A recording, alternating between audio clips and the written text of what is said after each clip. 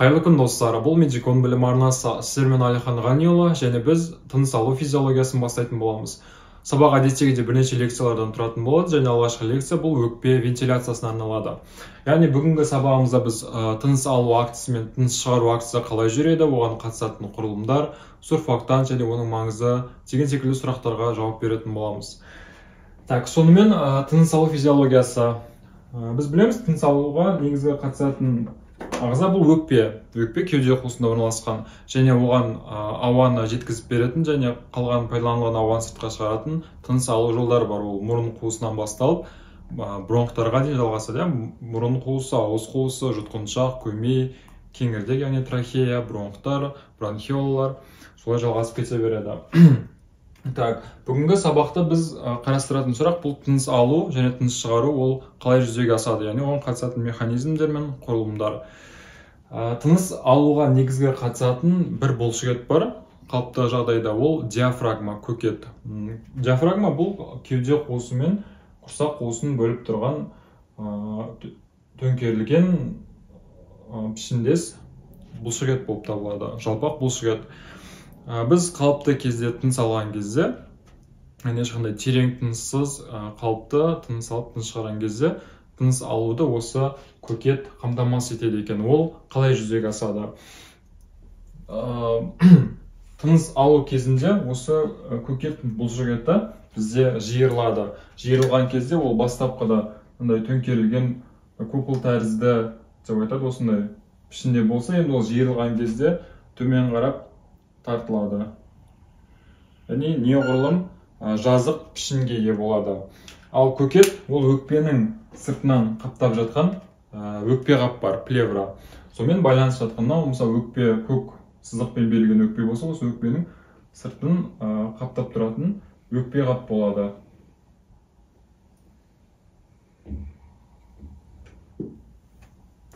Сол өкпе қап бізде диафрагмамен, көкет бұлшықетімен байланысқан бірнеше жерінде. Көкет жиырылған кезде ол төмен қарай жылжып, ол өзімен бірге осы плевраны төмен қарай тартады. Және оны біз келесі сызбадан көрсетеміз.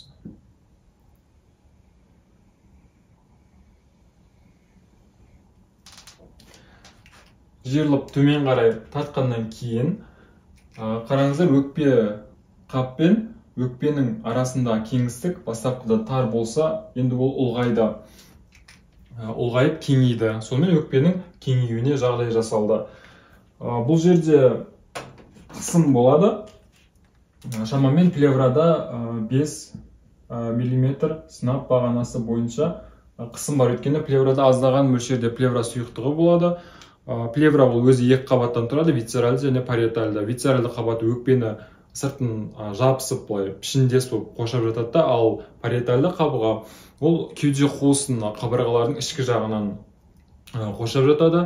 Сөйтіп екеуінің арасында кішкене болсын қуыс болады физиологиялық. Және ол жерде аздаған мөлшерде 5 мл шамасында сұйықтық болады. Ол сұйықтық жаңа екі қабаттың өкпе тыныс алған кезде кеңейіп, тыныс шығарған кезде бір-біріне беті қажалады ғой, сол қатты қажалып зақымдануымыз үшін осындай сұйықтық болады. Ол сұйықтық висцеральды қабаттан, яғни өкпеге тиіп жатқан, париетальды болсын, өкпені прям жабысып қоршайтын висцеральды қабаты болады. Осы висцеральды қабатына тамырлардан сұйықтық синтезделеді, и ол париетальды қабаққа, париетальды жапырақшасынан сорылады. Жоғарыда синтезделіп, төмен қарай сорылады. Сонда сұйықтықтың бағыты висцеральдіден париетальдіге қарай болады. Сонда бұл өзі сұйықтық, бір тұтқыр сұйықтық болады. Сол синтезделіп, қайта сорылған сайын өкпені біршама жаңа сыртқа қарай тартады, яғни кеңейтеді деген сөз. Бұл өкпенің несіне, өкпеге қарай емес, өкпеден сыртқа қарай болғандықтан оны салыстырмалы түрде теріс қысым деп атайды. Яғни көкет жиырылған кезде кеңістік ұлғаяды, плевраның тартылуы орын алғандықтан сәйкесінше ішіндегі сұйықтық, жабысқақ сұйықтық өкпені сыртқа қарай тартады, яғни кеңейтеді. Кеңейткен кезде бұл жерде өкпенің ішіндегі қуыстары кеңейеді деген сөз. Яғни ол жерде қысым бастапқы қысымға қарағанда төмендейді. Егер біз тыныс алмаған жағдайда болсақ, осы ауадағы қысым қандай болса, біздің өкпедегі қысым да дәл сондай болады. Тыныс алу жолдарының бүкіл жерінде. Ауада қысымы ол 760 миллиметр сынақ бағанасы бойынша. Яғни біз тыныс алуды тоқтатып тұрсақ, тыныс алмасақ, яғни бізде тыныс алу жолдары мен өкпеде де дәл осы қысым болады 760. Ал егер көкет жиырылған кезде кеңістік ұлғайды, сәйкесінше кеңістікте ұлғайған сайын қысым төмендей береді. Сонымен өкпенің ішінде қысым енді 760-тан төмен болды. Ал қысым градиенті бойынша әрдайым газдар, яғни біз қазір қарастырып отқан ауа, ауаның құрамында газдар, азот, оттегі, көмірқышқыл газ және тағы басқа газдар. Олар әрдайым қысым жоғары жақтан қысым төмен жаққа қарай қозғалуға ұмтылады. Содан диафрагма жиырылған кезде бірінші өкпе қаптың ішіндегі қысым төмендеді, ол өзімен бірге өкпені кеңейтті и соңынан өкпенің ішіндегі қысым да төмендеді. 760-тан төмен болды. Сөйтіп, ауаның қозғалуына тыныс алу жолдарында ешқандай кедергі жоқ. Сол себептен сырттағы ауа енді ішке қарай кіруге ұмтылады. Осылай бізде тыныс алу актісі орын алады. Бұл тыныс алу болды, яғни қалыпты тыныс алу. Қалыпты тыныс алу кезінде бір ғана бұлшықет қатысады, ол бізде диафрагма. Оны өздеріңізде де былай кішкене байқап көрсеңіздер болады, қатты емес, қарапайым тұрғыда демалып көріңіздер. Бұл кезде кеудеңіздің қатты кеңейгенін байқамайсыздар, тек іштің төменгі бөлігінде құрсақ қуысының алға жылжыған кеңейгенін көреміз. Себебі диафрагма бастапқыда купола тәрізді болып тұрады. Бұл жерде оның астында бауыр орналасқан, бұл жерде асқазан бар. Яғни ол жиырылған кезде осылар ағзалардың бәрін төмен қарай бағыттайды. Төмен қарай бағыттан кейін итереді. Итергеннен кейін олар жиырылып кішкене құрсақ қуысының кеңеюін орын алады. Сол себепті дем алған кезде біз құрсақ қуысының кеңейгенін көреміз. Дем шығарған кезде қайтадан ол қалпына келеді. Осындай механизмі бар. Одан кейін бізде терең тыныс алу бар. Яғни қандай да бір физикалық жүктеме түскен кезде біз терең тыныс алуға қажеттілік туындайды.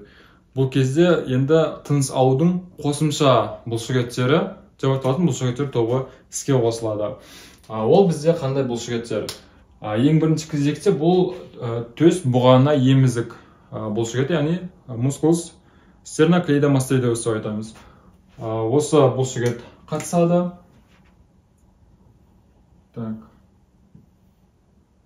Sternocleidomastoideus. Одан кейін бізде алдыңғы тісті бұлшықеттер деген бар. Musculus serratus anterior. Екі бетседі. Одан кейін сатылы бұлшықеттер бар. Сатылы бұлшықеттер ол бірінші және екінші қабырғаралыққа беккен бұлшықеттер. Үш бұлшықет талшығынан тұрады. Оның екеуі бірінші қабырғаға, үшіншісі, яғни артқысы екінші қабырғаға беккен. Одан кейін бізде сыртқы қабырғаралық бұлшықеттер бар. Барлық қабырғаны сырттай қоршаған. Бұл бұлшықеттердің қызметі неде? Бастапқы кезде, қалыпты тыныс алған кезде кеуде қуысындағы қысым, яғни кеңістікті ұлғайту, ол диафрагманың құрсақ қуысы мен кеуде қуысының кеңістігін реттеумен болды. Бастапқыда ол кеуде қуысына қарай кіріп орналасқан болса, тыныс алу кезінде ол жиырылып, кеуде қуысын төмен қарай кеңейтеді, одан кейін қайттан тарылтады, кеңейтеді, тарылтады. Яғни тек төменгі жағында ғана бізде қозғалыс болып кеңею процестері орын алып жатыр. Енді қосымша тыныс алу қажеттілік туындаған кезде кеуде қуысы енді өзі алға және жоғары қарай кеңейе алады. Сол процесті бізде осы бұлшықеттер қамтамасыз етеді. Яғни жоғарыдағы екі бұлшықет кеуде қуысын жоғары қарай көтереді, қабырғаралық бұлшықеттер кеудені алға және жоғары қарай бағыттайды. Өздеріңізде байқап көрсеңіздер болады, терең тыныс алған кезде, қалыпты тыныс алған кезде тек жаңа іште қозғалыс болды, ал енді терең тыныс алған кезде кеуде қуысыңыздың алға қарай және жоғары кеңейгенін көресіздер. Осы процесті бізде тыныс алудың қосымша бұлшықеттері қамтамасыз етеді. Бұл қалыпты тыныс алу кезінде бұл бұлшықеттер іске қосылмау керек. Бізде тыныс жеткіліксіздігі деген ұғымдар бар, яғни тыныс жеткіліксіздігі кезінде науқастың ентігуін, терең тыныс алып, терең тыныс шығаруын көресіздер. Сол кезде қосымша бұлшықеттер қатысып жатыр деп ситуациялық есептерде айтады. Яғни бұл тыныс жеткіліксіздігінің белгілері. Қарапайым қалыптыдағы тыныс алу көлемі жеткіліксіз болып жатыр, сол себепті қосымша тыныс алуға науқастар мәжбүр болады. Бұл бізде тыныс алу актісі болды. Диафрагманың жиырылуына әсер ететін бұл тыныс алу орталығынан келетін импульстер. Тыныс алу бізде сопақша мида және ми көпірінде орналасқан. Мұнда ерекше үш түрлі нейрондардың тобын анықтайды. Олардың бірінші тобы ол дорсальды орналасқан нейрондар, бұдан кейін вентральды орналасқан нейрондар, бұдан кейін ми көпірінде орналасқан пневмотаксикалық орталық деген бар. Осы үш құрылым нейрондар тобы бізде тыныс алудың орталық қызметін атқарады. Осындағы ең бірінші айтылған дорсальды орталықтан диафрагма қарай үнемі импульс келіп отырады екен. Ол оған ешқандай құрылымдар әсер етпейді. Бұл өзі табиғи солай қалыптасқан қызмет атқаратын нейрон болып табылады екен. Ол зерттеу нәтижесінде анықталған, осы жоғары жағынан және төмен жағынан ешқандай сырттан әсер келмесін деп кесіп тастаған. Сонда да бұл нейрон өзінен импульс өндіруді жалғастыра берген. Осыдан біз оның табиғи даму барысында солай маманданғанын көреміз. Ол үнемі мысалы 2 секунд өзен импульс өндіреді екен, сөйтіп бізде тыныс алу болады, жиылу, одан кейін тағы 3 секунд дем алады. Одан кейін 3 секунд үзілістен кейін қайттан импульс түзіп жібереді екен, осылай бізде диафрагманың үнемі жиырылып тұруы орын алады. Яғни біздің назарымыздан тыс өздігінен жиырыла береді. Бұл тыныс алу орталығының құрылымы жайлы тыныс алуды реттеу деген тақырыпта толық айтатын боламыз. Қазірге бір шолу жасап кетейік дегенбіз. Осы тыныс алу орталығынан келетін импульс үнемі диафрагманы жиылтып отырады. Бұл тыныс алу актісі болды. Енді тыныс шығару қалай жүзеге асады деген сұраққа жауап берсек. Қалыпты тыныс алу кезінде, тыныс шығару кезінде тыныс алуға бұлшықет қатысты диафрагма, бірақ тыныс шығаруға қатысатын бұлшықеттер болмайды екен. Тыныс шығару бұл өкпенің өзінің эластикалық қасиетімен қамтамасыз етіледі. Сонымен тыныс алу кезінде диафрагма жиырылды да, одан кейін ол диафрагма босаңсып, қайттан бастапқы өзінің пішініне оралды. Жоғары қарап кеуде қуысын тарылтады. Осы кезде тыныс алу кезіндегі кірген ауа кірді, енді ол қайттан сыртқа шығу керек. Газ алмасу процесі жүргеннен кейін. Бұл процесс өкпенің эластикалық құрылымдарымен қамтамасыз етіледі екен. Өкпенің ең соңғы құрылымдарын салайық. Мысалы, терминальды бронхиола болсын, одан кейін ол респираторлы бронхиолаға, және осы жерден мұндай альвеолалар орналасады. Осы альвеолалар олар шар тәрізді құрылымдар. Осы шар тәрізді құрылымдардың сыртқы бетінде дәнекер тінді эластин, коллаген талшықтары орналасады. Бұлар эластикалық қабілеті бар дәнекер тінді талшықтар. Олар созылғыштыққа, иілгіштікке және бастапқы қалпын қайттан оралтуға қабілетті.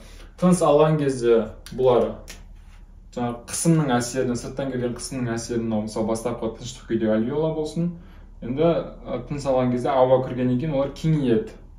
Бұлар шар тәрізді құрылымдар, кәдімгі өмірдегі шарды елестетіңіздер. Үрлеген кезде олар кеңейеді.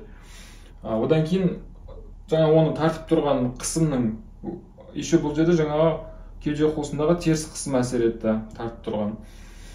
Бұл енді одан кейін диафрагма қайт бастап қалпына келгеннен кейін бұл теріс қысым жоғалып кетеді. Яғни оны тартып тұрған күш қалмайды да, сонымен мынау қайттан өзінің бастапқы қалпына келеді. Бұл, яғни альвеоланың қабырғасындағы эластин талшықтарының эластикалық қасиетіне байланысты. Сонымен қатар альвеоланың ішінде альвеоланың ішінде жасушаларды, қабырғасында жасушалар деп атайды. Осы жасушалардың бетін үнемі ылғалды шырыш қаптап жатады. Ылғалды сұйықтық. Тыныс алу жолының бүкіл бойында осындай шырышта қабаттар бар, яғни мұрын қуысынан бастап бәрінде ылғалданып тұрады, құрғақ болмайды. Осының ішіндегі су тамшыларының да тыныс шығару кезінде бір-біріне тартылыс күші орын алады екен, яғни су тамшыларының бір-біріне тартылуы. Осы екі фактор бізде тыныс шығаруды реттейді екен. Біріншісі ол жаңағы өзінің қабырғасының эластикалығы болды. Сыртқа теріс қысым төмендегендіктен ол қайтадан өзінің қалпына келеді. Осыны сыртындағы эластин талшықтар қамтамасыз етті. Жалпы тыныс шығаруға қатысатын жалпы күштің 3-тен 1 бөлігін осы эластин талшықтар қамтамасыз етеді екен, ал 3-тен 2 бөлігін, яғни основной бөлігін осы ішіндегі ылғалданып тұрған бетіндегі ылғалды қабаты қамтамасыз етеді. Бірақ жаңа шарға қайтып оралайық. Шарды үрлеп, одан кейін оның ауасын шығарғаннан кейін шардың сіздер қабысып қалғанын көресіздер. Прям мында жұқа болып, екі беті бір-біріне жабысып қалады. Өкпеде де сондай процесс болуы мүмкін еді, бірақ сол процессті алдын алып қалатын бізде сурфактант деген зат болады. Яғни сурфактант дегенде соны түсіндірейік. Мынау сұйықтық, основной тек қана бұл жерде жаңағы су тамшылары болатын болса, онда өкпеде тыныс шығарған кезде бір-біріне жабысып, осындай болып қалатын еді. Жабысып, бірақ ол ондай болмайды, ол қайтадан бастапқы өзінің жаңағы шар тәрізді қалпын сақтап қалады. Өйткені бұның шырыштың құрамында сонымен қатар сурфактант деп аталатын липидті заттар болады. Ол осы альвеоланың ішінде орналасқан ерекше жасушалар тобы болады. Оны екінші типті альвеолоцит жасушалар деп атаймыз. Қалыптыда оның ауаға алмасуға қатысатын жалпы ол бірінші типті альвеола жасушалары, ал сурфактант синтездейтін сонымен қатар екінші типті альвеола жасушалары деп аталатын жасушалар тобы бар. Ол альвеоланың ішіндегі жалпы жасушаның 10%-ын құрайды. 90% газ алмасатын альвеола жасушалар болса, онда 10% осы сурфактанттың синтезіне жауап береді екен. Естеріңізде болса, бізде май мен су араласпайды.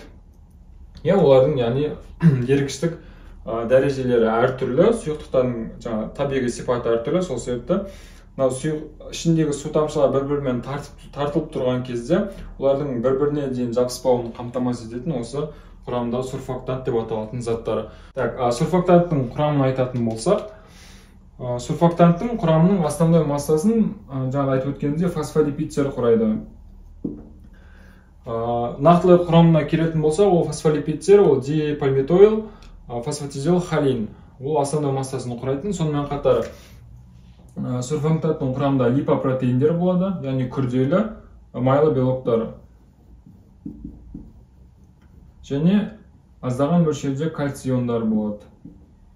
Осы үш зат бізде сурфактанттың негізін қалайды.